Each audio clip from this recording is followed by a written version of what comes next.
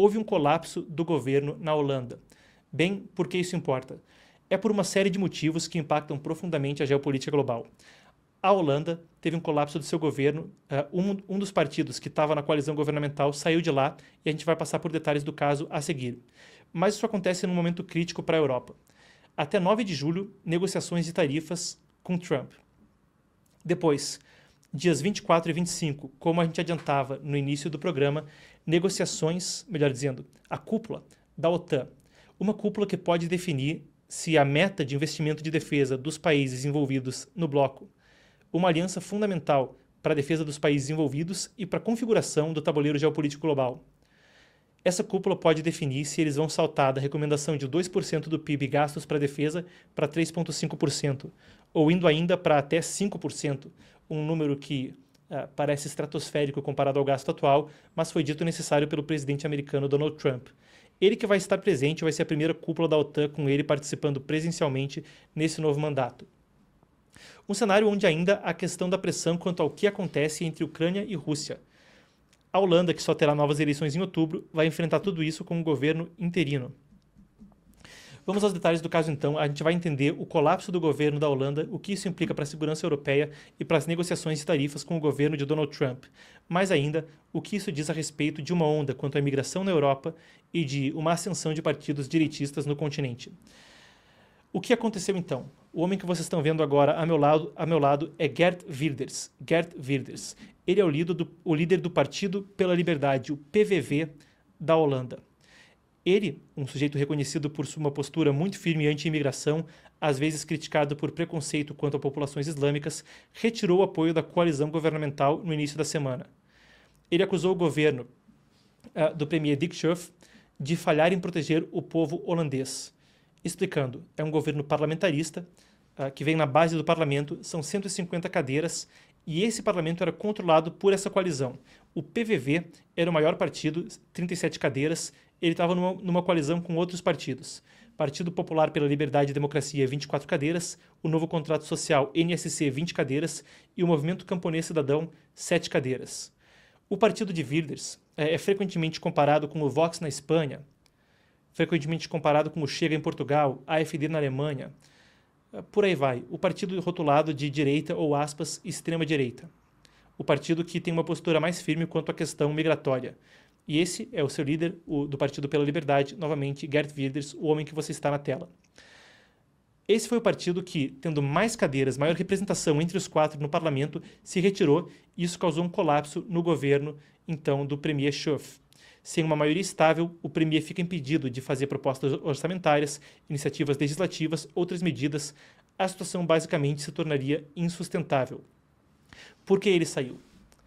Porque ele saiu causando essa situação em um contexto onde há tanto vindo adiante para a Holanda que ficará com um governo interino no momento. A situação está centrada na questão migratória.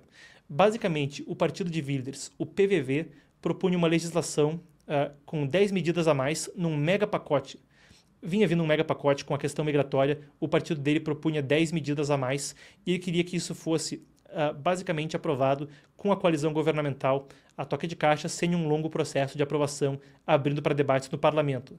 Entre as medidas, fechamento de fronteiras para asilados em geral e uma devolução dos refugiados sírios ao país natal. A Holanda é um dos destinos para refugiados sírios em meio à crise no país do Oriente Médio. Outros partidos da coalizão, os outros 3 que estão com ele no governo, disseram que não. Eles não necessariamente se opuseram às medidas, mas disseram que queriam que isso fosse para o parlamento. Bem, ok que haja debates no parlamento, mas isso significaria que essas medidas poderiam, ou, depois desses debates, não ser aprovadas, ou ainda que isso poderia demorar mais. Geert Wilders se manifestou. A palavra é complicada, o holandês, pessoal. Ele se manifestou nas redes sociais falando o seguinte: nenhuma assinatura para os nossos planos de asilo, nenhuma mudança no acordo geral e o PVV está fora da coalizão. Schoof, então, anunciou a renúncia, abriu caminho para novas eleições que devem acontecer, como eu disse, em outubro. Uma coisa que se instala num momento sensível. Cúpula da OTAN vindo aí, debate sobre a Ucrânia e ainda a questão do que fazer quanto à imigração. O cenário político fica incerto quanto a tudo isso até o final do ano. A gente vai passar pela questão desse contexto e do que isso implica seguindo adiante numa conjuntura internacional. Primeiro, a gente vai entender um pouco mais sobre o mérito da questão e o debate sobre imigração dentro da Holanda, porque não é uma coisa exclusiva do país e uma coisa que também diz muito quanto ao sentimento público e o cenário político por toda a Europa, em um momento de convulsão global. Bem, a Holanda é um caso com muitas particularidades quanto à imigração, incluindo a pouca população, ou melhor dizendo, o pouco crescimento populacional que tem de nativos de pessoas que já eram ali mesmo da Holanda, não que são imigrantes. A gente vai trazer à tona as seguintes estatísticas. Vocês estão vendo esse gráfico aqui do meu lado, e isso são estatísticas oficiais que vêm do governo holandês. Essa curva em azul claro, que vai se tornando menor e menor conforme as barras vão passando, é a população nativa, os descendentes dos ancestrais ali dentro mesmo da Holanda. E essa mais escura é da população de imigrantes, às vezes que vêm na primeira geração, ou os primeiros filhos, os descendentes, e vocês veem como gradualmente há uma troca dos novos habitantes da Perdão, pessoal, a gente às vezes cobre muita coisa de Europa, da Holanda. Como a população vai tendo gradualmente uma substituição, essas são as pessoas, os novos habitantes ano a ano. Então, menos e menos há novos habitantes que são nativos da própria Holanda e mais se vê um cenário onde há novos habitantes que são imigrantes. Vamos aos números. O crescimento populacional holandês no ano passado, em 2024, foi impulsionado exclusivamente pelo saldo migratório. Repito, os novos habitantes da Holanda, no total, quando vê quem saiu, quem entrou, quem morreu, quem nasceu, foi impulsionado exclusivamente com a entrada de novas pessoas de fora, de imigrantes. Segundo o Escritório Central de Estatísticas, CBS, que é a fonte desses dados, a população do país chegou a 18,1 milhões de habitantes após um aumento de 109 mil pessoas, que é o resultado direto da diferença entre quem sai e quem entra, imigração e emigração. 314 mil imigrantes chegaram à Holanda, 205 mil deixaram o país, gerando um saldo positivo de 109 mil pessoas. O aumento significativo vem também com refugiados da Síria, que foram 24 mil dos novos entrantes. Paralelamente, a gente tem uma mudança nas origens dos imigrantes, a imigração que vem de países da União Europeia, ou mesmo da própria Europa, países fora da União Europeia, inclusos Polônia, Ucrânia, diminuiu notavelmente. E há um aumento expressivo de países de fora da União Europeia, em especial Turquia, Iraque e Síria. O Marrocos também é uma fonte de imigrantes que na Holanda tem algumas questões particulares e a gente vai passar pelos detalhes. Isso é uma transformação nos padrões da demografia, de como é a composição do país. E o desafio de lidar com a imigração, de como acomodar pessoas de uma cultura diferente em massa dentro da Europa, é uma coisa que tem permeado o país, vai fazer agora 10 anos, em especial desde a crise na Síria em 2015. Enquanto já havia imigração antes disso, essa crise na Síria desde 2015, com os refugiados que saíram sob a repressão do regime de Bashar al-Assad no Oriente Médio, basicamente mudou o perfil da crise demográfica nos países da Europa. O que diz a população? É isso que a nossa apuração traz à tona. Isso envolve questões tanto de habitação, alojamento, comida, trabalho. E a opinião da população varia. A gente tem aqui um relatório que vem também do governo da Holanda. Ele traz à tona informações que são as seguintes. 1 a cada 3 pessoas é favorável a fechar as fronteiras para requerentes de asilo. Apenas 1 em cada 10 pessoas apoia, então, que as fronteiras fiquem abertas para os requerentes de asilo. As opiniões também variam, se a pessoa está fugindo de uma guerra ou de em que contexto acontece, mas 3 em cada 4 pessoas acreditam que esse nível de imigração, o que existe atualmente, torna mais difícil conseguir encontrar uma casa para morar. Isso é uma situação mais e mais presente também conforme os números de imigrantes aumentam. Entendendo esse cenário, a gente vai para um microscópio na questão da segurança pública. Há uma série de casos notórios, muito midiáticos, que frequentemente são citados pelos direitistas locais para afirmar que políticas migratórias mais estritas são necessárias. A gente vai entender também esse lado do argumento a seguir. O que a gente tem agora, isso isso é o relatório citado agora há pouco, e agora sim. Isso é publicado por um veículo holandês em idioma inglês, o NL Times. NL significa Netherlands, seria como a Gazeta dos Países Baixos. Apesar da gente estar citando o veículo de imprensa, a gente está trazendo os dados, na verdade, do próprio governo holandês, são os dados citados por essa reportagem. Essa é a fonte, então, da informação. O número de homicídios investigado em 2024 foi 133, um aumento de 6% em relação ao ano anterior. Bem, parecido com números do Brasil, uma coisa que não tem nem comparação. São os números, agora mal comparando, mas de o quê? um dia talvez no nosso país. Claro, são situações completamente diferentes, tanto em termos de cultura, quanto segurança pública, quanto tamanho da população. Mas, na Holanda, isso é um aumento que também gera uma questão quanto à sensação de insegurança. Além dos homicídios, 78 mil casos quanto a crimes violentos, agressões, roubos, ataques com armas brancas, 78 mil em 2024, que são 1.800 a mais comparado a 2023. A gente tem uma pesquisa nacional que indica que 35% das pessoas afirmam se sentir inseguras em termos gerais. Essa reportagem aqui. 1/3 das pessoas não se sentem seguros nos próprios bairros. Isso cresceu significativamente desde 2021. E Wilders, o seu Partido pela Liberdade e outras pessoas na política local têm capitalizado nesse discurso porque entendem que há uma convergência do público quanto à segurança pública e imigração. Além dos crimes, tem uma preocupação que é maior. Aqui a gente tem uma imagem do porto de Roterdã. Esse é um porto onde organizações criminosas transnacionais têm atuado e há mesmo dados quanto a muito tráfico de narcóticos que entra na Europa por ali. Drogas apreendidas recentemente chegam a 917 milhões de euros ou 5,7 bilhões de reais. Há mesmo notícia, a questão do Porto de Santos, que isso pode também envolver mesmo organizações criminosas brasileiras. Mas a questão aqui não é os brasileiros. É o debate quanto à imigração que chega na Holanda. Nesse ponto, enquanto sim, claro, há muitos holandeses que participam disso, não é uma questão exclusiva, um relatório governamental aponta que as populações de imigrantes têm uma chance muitas vezes maior de estar envolvidos nesses crimes. E isso vem de dados do próprio governo holandês. Claro, depende do país. Enquanto os marroquinos e pessoas das ilhas holandesas no Caribe lideram nesse aspecto em termos de probabilidade de envolvimento em crimes, imigrantes da Indonésia, curiosamente, têm menos chance que os holandeses de estarem envolvidos nisso. Então depende da comunidade, e aqui não é uma questão de preconceito, é uma questão da gente tentar entender esse cenário. Os marroquinos, em particular, entraram na mira da mídia. Recentemente, houve alguns incidentes notórios com melhor dizendo, ainda na reportagem anterior.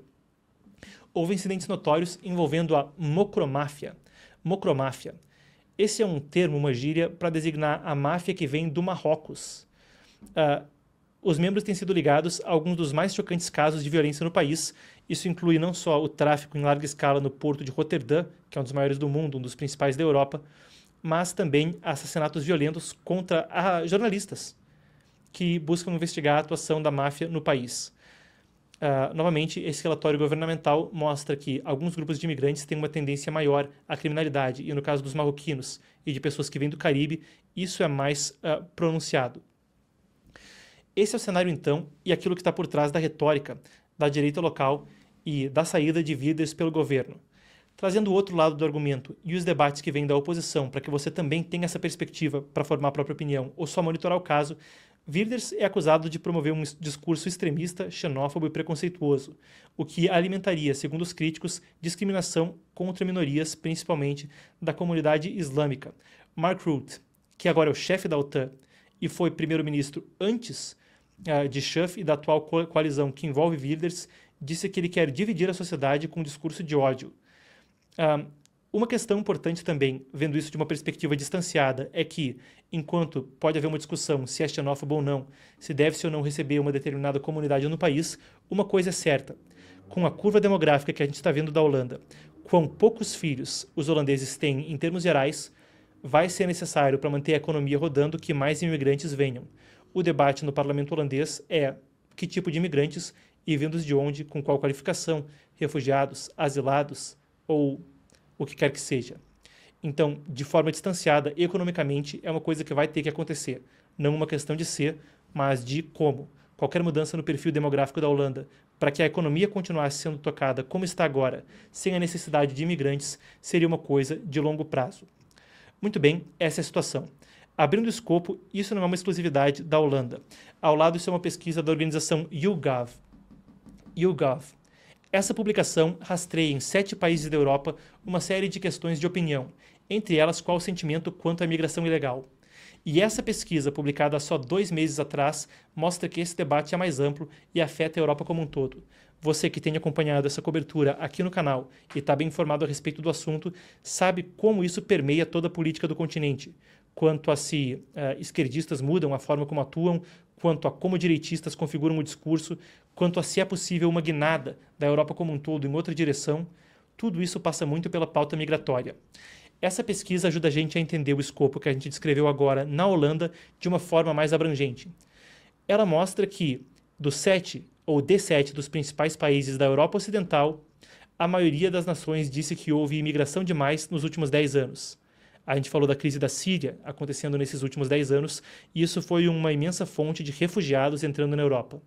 10 anos depois, a estatística é a seguinte: mais de 80%, mais de 4 em 5, 8 em 10 alemães, segundo a pesquisa, dizem que houve imigração demais.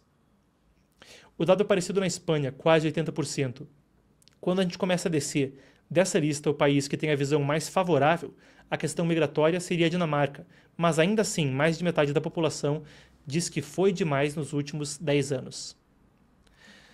É um contexto amplo que envolve toda a política europeia como a gente descreveu.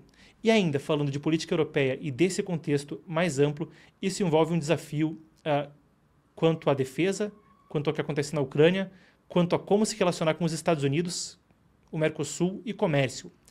A queda do governo vem, como a gente já preconizava no início da reportagem, no momento crítico. 24 e 25, cúpula da OTAN. 9 de julho, prazo para negociações de tarifas entre Europa e Estados Unidos. Tudo isso enquanto se fala de mais apoio à Ucrânia, e a Holanda é um dos países que tem fornecido apoio. Claro, não na mesma proporção que potências econômicas de maior magnitude. De longe, não tanto quanto o Reino Unido ou os Estados Unidos, mas ainda assim um país que desempenha um papel nisso. A OTAN vai falar em subir o gasto em defesa de 2% do PIB a 3,5% ou até 5%. Os conflitos na Ucrânia esquentam depois da Operação Teia de Aranha e do revide russo. As tarifas são palco de discussão mundial. A Holanda, que será anfitriã da OTAN, um país importante na União Europeia, e ainda um país onde a questão da Ucrânia permeia profundamente a discussão, estará com o governo interino até outubro. A gente aguarda para ver como isso se configura. E chegando lá, como se configura também a questão com Wilders. Alguns analistas falam, vendo a perspectiva dele positivamente, que ele pode fortalecer o debate sobre imigração da perspectiva direitista na Europa. Mas as críticas, mesmo de pessoas que podem apoiar sua posição, é de que essa medida pode ser vista como irresponsável diante de tanta responsabilidade sobre a Holanda no mês adiante, nos meses adiante e até o final do ano, e que uma pessoa que faria um movimento como esse poderia ser inescrupulosa ou despreparada no governo. São diferentes perspectivas a respeito do assunto, aqui a gente busca te municiar com a informação para que você mesmo forme a sua opinião, e quem quiser deixar um comentário, eu também sempre leio eles após a transmissão.